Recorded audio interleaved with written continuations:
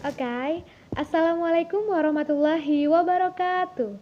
My name is Anissa Rahmatia Widiani. My SRN 18340041. I'm from B class. I want to answer the question about talking animals in speaking for academic purpose for mysterify assessment. Well, number one.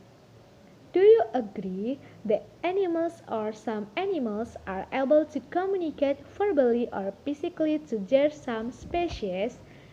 Yes, I agree that animals or some animals are able to communicate verbally or physically to their some species. Okay, next question. How do they communicate each others? Animals have a way to convey message or communicate with each other. The message can aim to convey their location of food, invitation to perform meeting rituals, alarm for dangers, appreciation of good deeds, such as helping other animals in dangerous situations and others. Okay, there are two main types of communicate in animals, namely verbal and nonverbal communication. Verbal communication use sounds.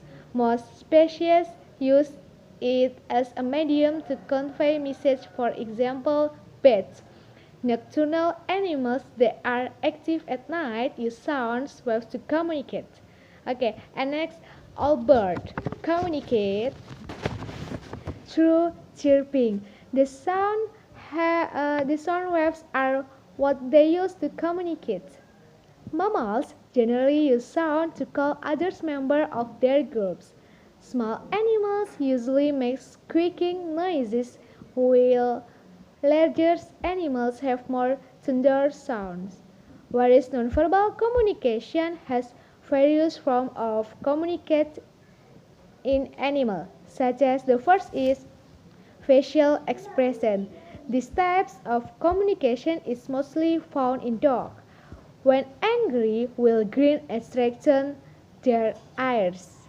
Conversely, when afraid, they will pull their ears back and open their mouths. And the chimpanzees use their lips, cheeks, and eyes to convey their feelings to each other. Okay, and the second is movement and body language, or communicate through gesture and body language is communicate used not only in animal but also human, right? Honeybee are creatures that use a type of dance as a way of communicating. Some bees dancing around the hive so that other bees get a signal where the honeybee is located. Okay. The gorilla sticks out its tongue to express anger, and the third is smells and signal. Many animals communicate with each other through others. They issue pheromones to deliver messages.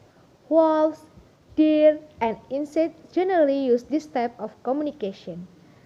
Even amebas need to communicate. The way to communicate amoeba is by releasing chemical. Animals use this type to communicate as a way to attract partners to reproduce. And the last is thought to express their feeling. Okay, chimpanzees will touch each other hands. Newcomb teams will put their hand in the mouth of the head chimp to confirm their entry into community, and 11 link their trunk as a form of closer communication. Okay, and number 3 question. Do you ever witness yourself an animal talks or communicates the human before this? Tell me more. I have never witnessed myself an animal talking or communicate with human before. I only know that animals can communicate with their fellow animals. Okay. And next, do you agree with the theory of evolution which say that humans were apes? Give me some of your reason. Okay.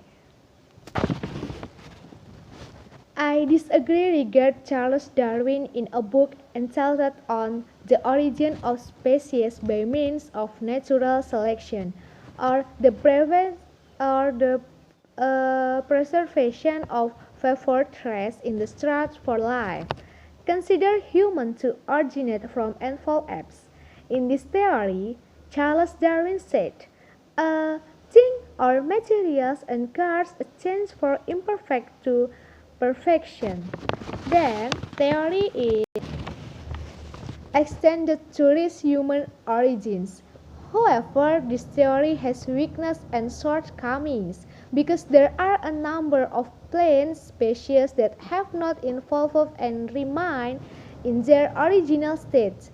For example, blue algae, they are true to have existed since 1 billion years ago and are still the same. Likewise with other animals such as a type of dragon or monitor lizard that has existed for millions of years ago and still exists today.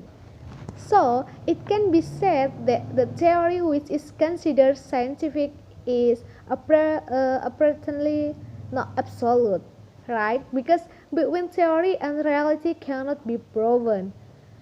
In the book Al-Quran versus Modern Science according to Dr. Zaki Naik by Ramadhani et al., Al-Quran states the process of human creation in two stages.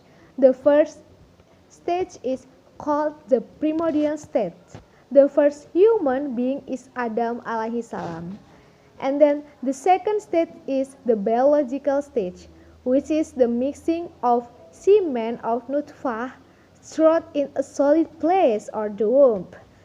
Then the nutfah becomes blood, throat, or alaqah that hang in the womb. The frozen blood is then made into a lump of flesh, or mud hot and wrapped in bonds and spread as brown to hin.